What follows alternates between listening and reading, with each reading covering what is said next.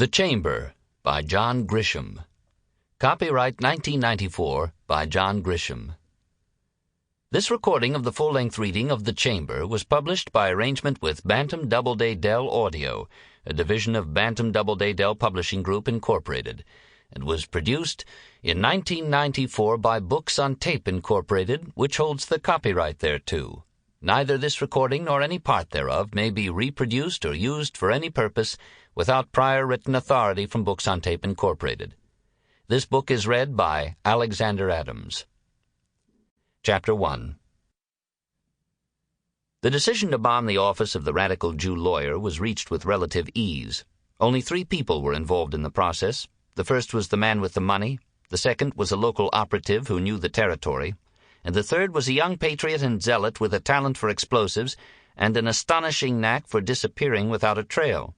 After the bombing, he fled the country and hid in northern Ireland for 6 years.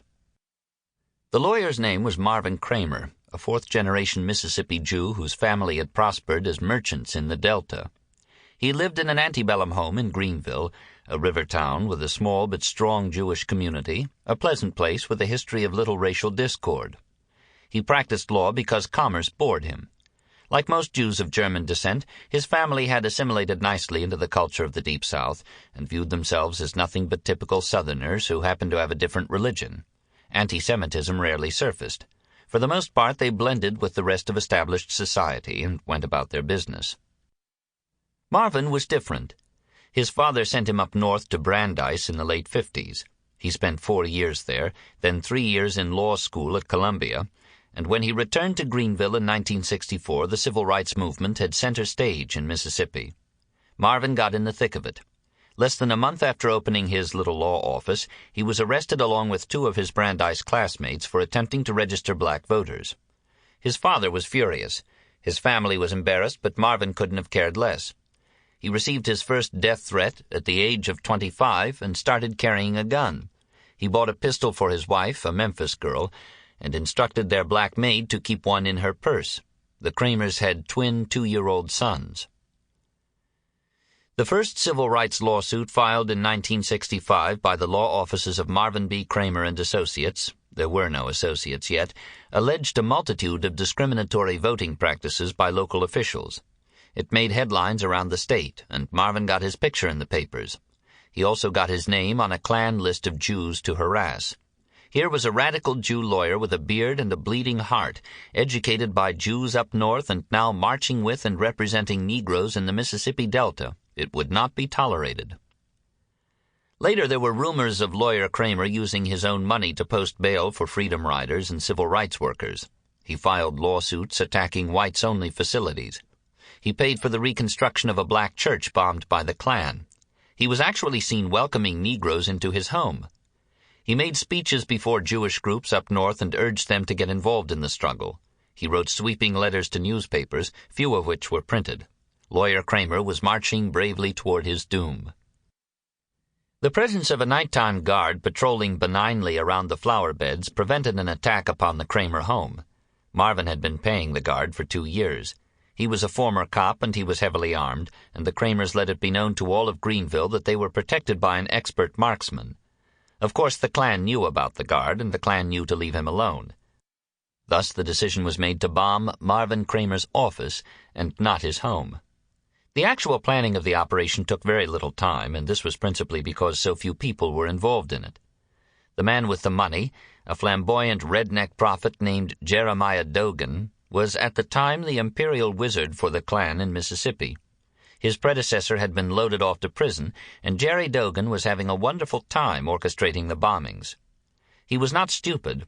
In fact, the FBI later admitted Dogan was quite effective as a terrorist because he delegated the dirty work to small autonomous groups of hitmen who worked completely independent of one another. The FBI had become expert at infiltrating the Klan with informants, and Dogan trusted no one but family and a handful of accomplices. He owned the largest used car lot in Meridian, Mississippi, and had made plenty of money on all sorts of shady deals. He sometimes preached in rural churches.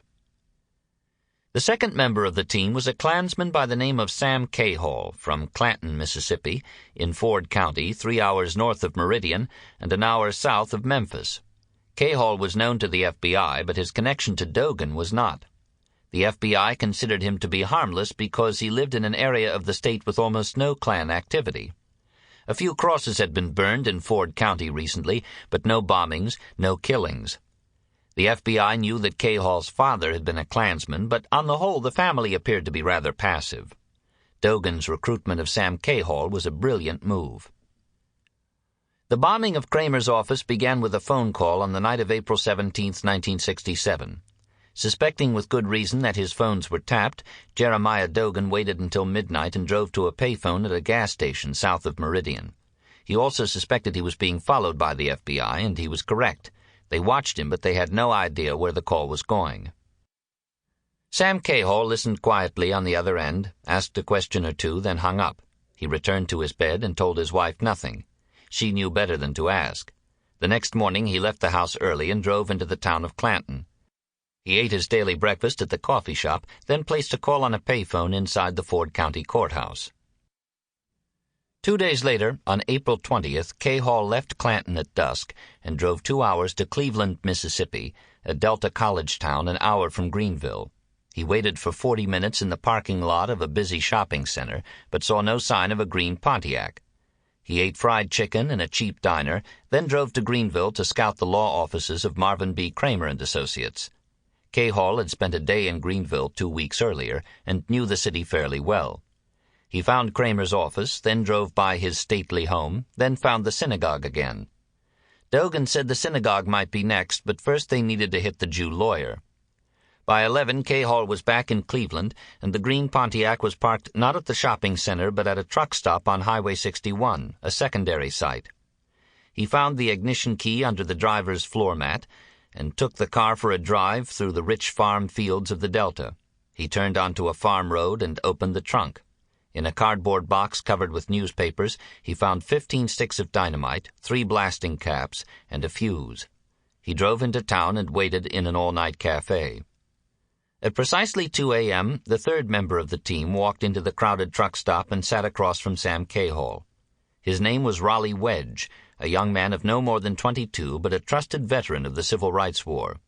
He said he was from Louisiana, now lived somewhere in the mountains where no one could find him, and though he never boasted, he had told Sam Cayhall several times that he fully expected to be killed in the struggle for white supremacy. His father was a Klansman and a demolition contractor, and from him Raleigh had learned how to use explosives. Sam knew little about Raleigh Wedge and didn't believe much of what he said.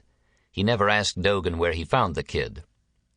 They sipped coffee and made small talk for half an hour. Cayhall's cup shook occasionally from the jitters, but Raleigh's was calm and steady. His eyes never blinked. They had done this together several times now, and Cayhall marveled at the coolness of one so young. He had reported to Jeremiah Dogan that the kid never got excited, not even when they neared their targets and he handled the dynamite. Wedge's car was a rental from the Memphis airport. He retrieved a small bag from the back seat, locked the car, and left it at the truck stop. The green Pontiac with Cayhall behind the wheel left Cleveland and headed south on Highway 61. It was almost 3 a.m. and there was no traffic. A few miles south of the village of Shaw, Cayhall turned onto a dark gravel road and stopped. Raleigh instructed him to stay in the car while he inspected the explosives. Sam did as he was told. Raleigh took his bag with him to the trunk where he inventoried the dynamite, the blasting caps, and the fuse. He left his bag in the trunk, closed it, and told Sam to head to Greenville. They drove by Kramer's office for the first time around 4 a.m. The street was deserted and dark, and Raleigh said something to the effect that this would be their easiest job yet. "Too bad we can't bomb his house," Raleigh said softly as they drove by the Kramer home. "Yeah, too bad," Sam said nervously.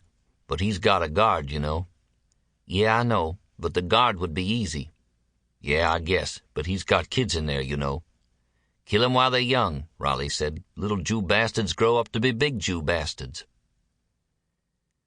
Cayhall parked the car in an alley behind Kramer's office.